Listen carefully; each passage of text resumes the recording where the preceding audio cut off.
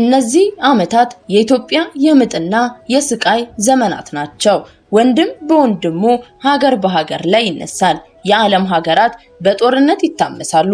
ፍቅር ከዓለም ላይ ተና ትጠፋለች። አንተ ቀደም ቀርቶ ሁሉም ለኔ ይሆናል። ዓለምም በኃጢአት ከመቆሸሿ የተነሳ እግዚአብሔርን ትዳፈራለች።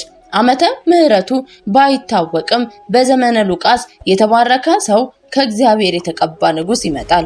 ለሳምንታት ያክል ዝናብ በምድር ላይ ይዘንባል። እንደ ጎርፍም የፈሰሰው ደም አጥቦ ያጸደዋል። ምድር ትባረካለች። የተረፉም ሰዎች እርስ በርሳቸው ይዋደዳሉ፣ ይፋቀራሉ። ጠማማ ሰው አይኖርም። ንጉሱም ኢትዮጵያን በፍቅር ለ40 ዓመታት ይመራታል። ሰላም ጤና ይስጥልን።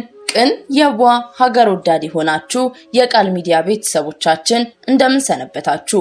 የዛሬውን መርሃ ግብራችንን ከመጀመራችን በፊት እንደተለመደው ላይክ፣ ሼር በማድረግ እንዲሁም ሐሳብ አስተያየታችሁን በኮሜንት መስጫው ላይ እንድታሰፍሩልን በትህትና እየጠየቅኩኝ ለዚህ ቻናል አዲስ ከሆናችሁ ሰብስክራይብ በማድረግ ይህንን ድንቅ ቤተሰብ እንድትቀላቀሉ በአክብሮት ጠየቅኩኝ።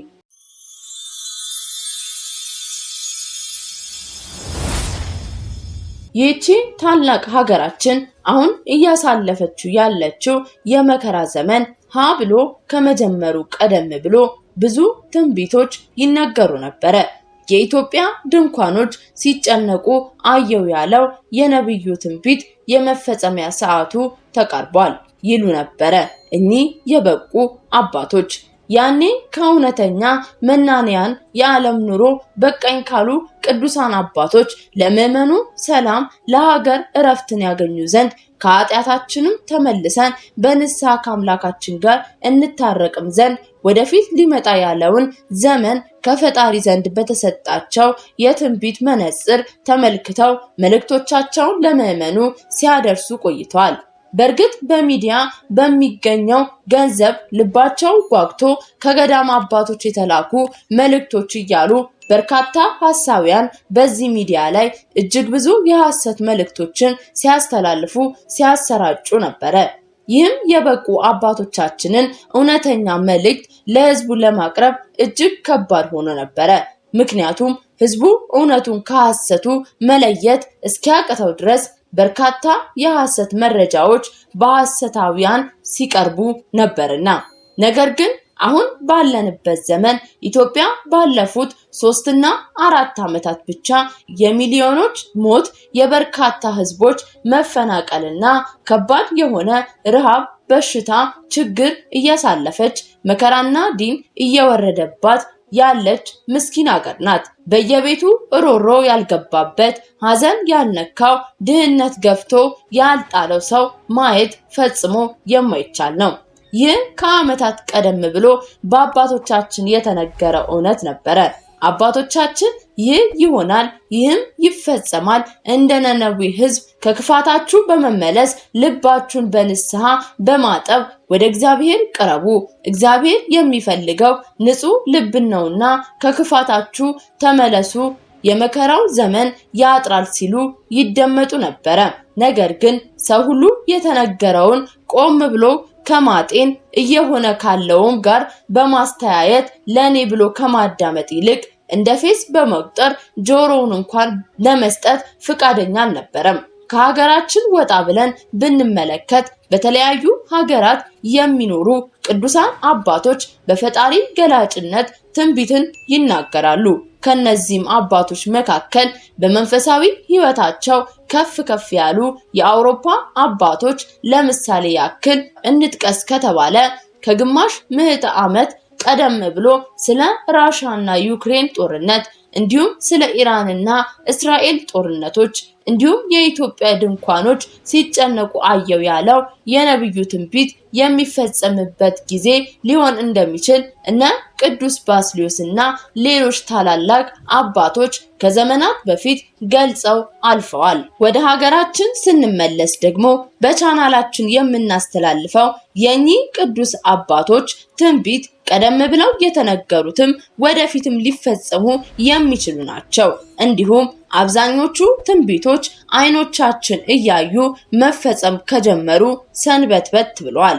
አባ አምሃ ኢየሱስ በአሁን ሰዓት እየተፈጸመ እየሆነ ያለውን ነገር በሙሉ ተናግረው ነበረ። ከትንቢቶቹ መካከልም ጥቂቱን ለማስታወስ ያክል በ2012 በ2013 በ2014 እና በ2015 ከዛ አልፎም እስከ ዓለም ፍጻሜ የሚከሰተውን ነገር በሙሉ ተናግረው ነበረ።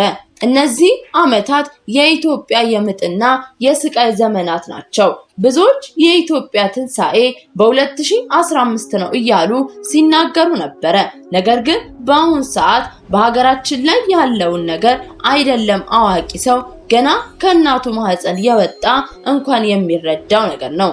ታዲያ ሌላው ተፈጽሞ እንዴት ይሄ ትንቢት ሳይፈጸም ቀረ?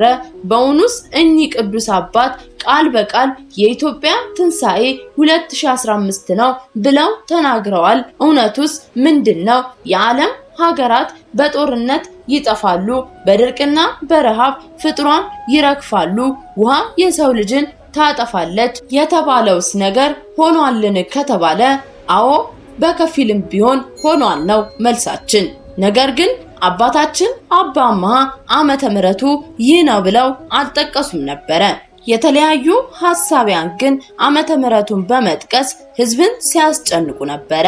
አሜሪካ፣ አውሮፓ፣ ኤዥያ እንዲሁም ሌሎች ሀገራት በውሃ ይዋጣሉ። ስደት ወደ ኢትዮጵያ ይሆናል። ወንድም በወንድሙ ሀገር በሀገር ላይ ይነሳል። የዓለም ሀገራት በጦርነት ይታመሳሉ። ፍቅር ከዓለም ላይ ተና ትጠፋለች። አንተ ቅደም ቀርቶ ሁሉም ለኔ ይሆናል። ዓለምም በኃጢአት ከመቆሸሿ የተነሳ እግዚአብሔርን ትዳፈራለች። ዓመተ ምሕረቱ ባይታወቅም በዘመነ ሉቃስ የተባረከ ሰው ከእግዚአብሔር የተቀባ ንጉሥ ይወጣል። ለሳምንት ያክል ዝናብ በምድር ላይ ይዘንባል። እንደ ጎርፍ የፈሰሰው ደም አጥቦ ያጸዳዋል። ምድር ትባረካለች። የተረፉት ሰዎች እርስ በርሳቸው ይዋደዳሉ፣ ይፋቀራሉ። ጠማማ ሰው አይኖርም። ንጉሱም ኢትዮጵያን በፍቅር ለ40 ዓመታት ይመራታል። ይህ ደግ ሰው ከመጣ በኋላ ሰው ሁሉ ቅን ይሆናል፣ መልካምነትም በሰው ልብ ይነግሳል። በዚያን ጊዜ ሰው ሁሉ በበላይ ላሉ ባለስልጣኖች ይገዛል። ከእግዚአብሔር ካልተገኘ በቀር ስልጣን የለምና ያሉትም ባለስልጣኖች በእግዚአብሔር የተሾሙ ናቸው። ለባለስልጣን አልገዛም ያለ የእግዚአብሔርን ትእዛዝ እንቢ ማለቱ ነው። መገዛትን እንቢ የሚሉ በራሳቸው ላይ ቅጣትን ያመጣሉ። ሹሞች ስራው ክፉ ለሆነ ሰው እንጂ መልካም ለሚሰራ የሚያስፈሩ አይደሉምና ሹሞችን እንዳትፈራ ብትፈልግ መልካምን አድርግ፣ እነርሱ ደግሞ ያመሰግኑሃል። አንተ ስራህን ታሳምር ዘንድ የእግዚአብሔር መልእክተኞች ናቸውና። ክፉ ብታደርግ ግን ፍራ፣ ሰይፍ የታጠቁት ለከንቱ አይደለምና ክፉ አድራጊዎች ለመቅጣት የእግዚአብሔር አገልጋዮች ናቸውና። ስለዚህ ቁጣን ስለ መፍራት ብቻ አይደለም፣ ነገር ግን ስለ ሕሊና ደግሞ መገዛት ግድ ነውና። ይህ መልካም ዘመንን አያርቅብን። በንስሐ ነጽተን ለዚህ ዘመን የተገባን ያድርገን። ሰናይ ጊዜን ተመኘን። ከቃል ሚዲያ